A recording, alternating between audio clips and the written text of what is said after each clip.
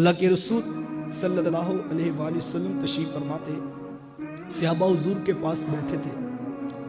حضور فرمایا کہ ایک شخص جنگل میں سفر کر رہا تھا کہ اس نے آسمان پر بادل کا ٹکڑا دیکھا، تو اس کو یہ آواز آئی کہ کسی نے بادل کو حکم دیا ہے کہ اے بادل فلاں زمین پر جا کے برسنا شروع کر دے۔ اس نے یہ آواز سنی تو اس نے بادل کی طرف دیکھا تو وہ آسمان کو جو بادل کا ٹکڑا تھا اس نے اپنا رستہ بدل لیا اور وہ جا کر ایک مخصوص جگہ پر برسنا شروع ہو گیا۔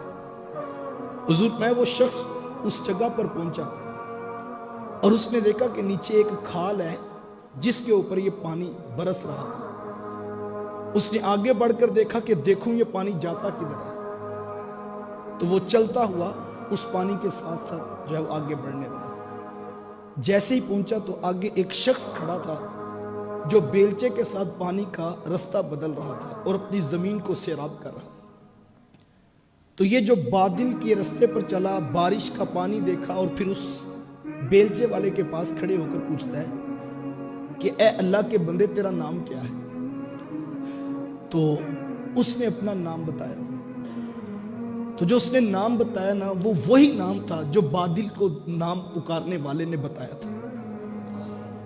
تو اس نے کہا کہ تو میرا نام کیوں پوچھتا ہے؟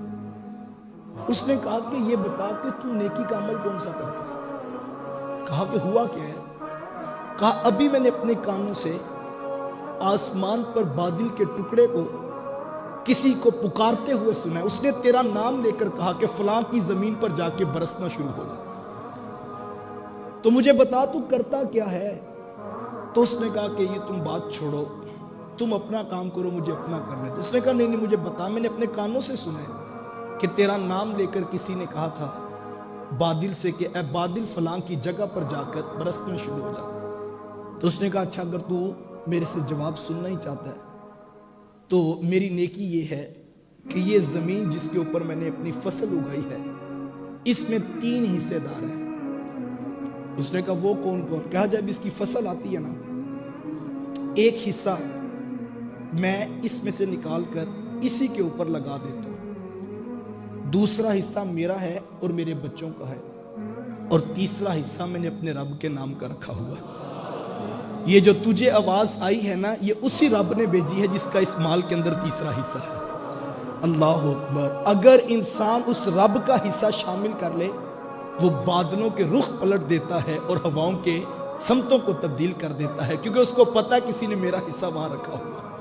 اللہ، اپنے کاروبار میں اپنے رب کا حصہ رکھو تو پھر تمہیں ٹینشن نہیں ہوگی، کوئی آفت آئے گی نہیں، بلکہ وہ بادلوں کے رخ موڑ دے گا اور ہواؤں کی سمتوں کو تبدیل کر کے تمہارے مال کی حفاظت ہوگی، کیونکہ وہ اب تمہارا مال نہیں، اب وہ رب کا بھی حصہ ہے۔ یہ ہمارے یہاں کہتے ہیں یہ سلیپنگ پارٹنر ہوتا ہے۔ سلیپنگ پارٹنر کا مطلب کیا ہے کہ کام کوئی کرتا ہے، انویسٹمنٹ کسی کی ہوتی ہے، اس نے بظاہر کوئی کام نہیں کرنا ہوتا، بس اس نے جو ہے وہ اس کو کسی طریقے سے ایک مدد دینی ہے اور باقی کام محنت مزدوری ایک دوسرے شخص نے کرنی ہے، اور جب نفع آئے گا تو برابر میں تقسیم ہوگا یا جو ریشو انہوں نے طے کی۔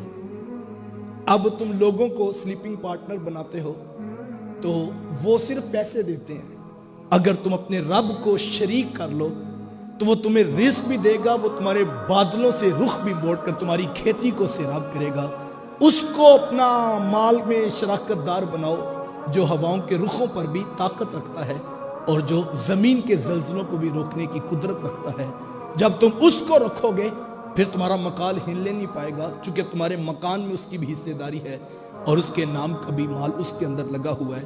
تو حضور علیہ السلام نے فرمایا کہ اس طرح اللہ تعالیٰ نے ایک شخص کی کھیتی کو سیراب کر دیا، کیونکہ اس نے اپنے رب کا بھی جو ہے وہ اس میں حصہ رکھا ہوا تھا۔